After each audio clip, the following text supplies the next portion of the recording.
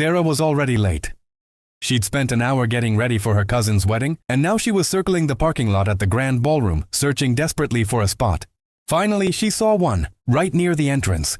Perfect. She pulled in, relieved. Then a man in a black Mercedes pulled up beside her, blocking her in, clearly claiming the same spot. "That's my spot," he said, rolling down his window. "I saw it first." "I'm parked in it," Sarah replied, her voice sharp. "Move your car." "You just pulled in 2 seconds ago," the man snapped back.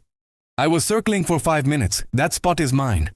They argued for 10 minutes, voices raised, faces red, both refusing to back down.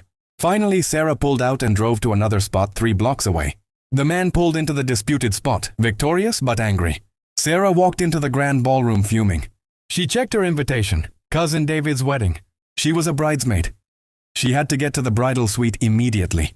As she rushed down the hallway, she collided with a man in a tuxedo. It was him, the parking lot guy.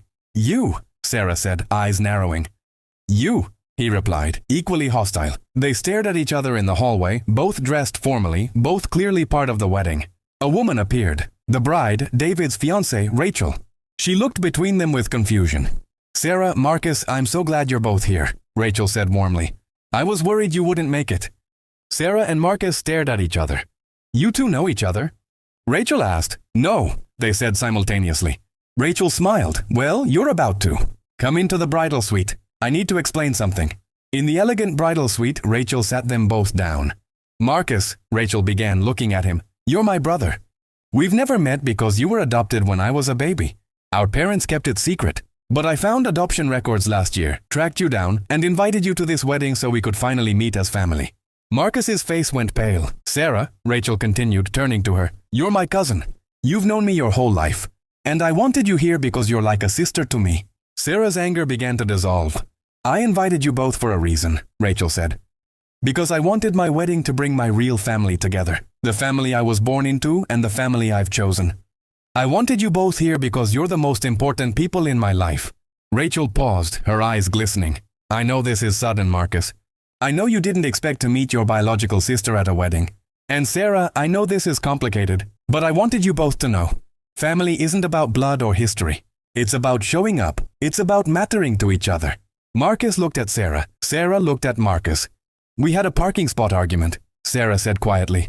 "A pretty intense one," Marcus admitted. "We were both rushing to get here," Sarah continued. "Both of us desperate not to be late. Both of us angry about something so small," Marcus added. They looked at each other and something shifted. The anger dissolved, the pettiness evaporated. "I'm sorry about the parking spot," Marcus said. "I'm sorry too," Sarah replied. "I was stressed about being a bridesmaid.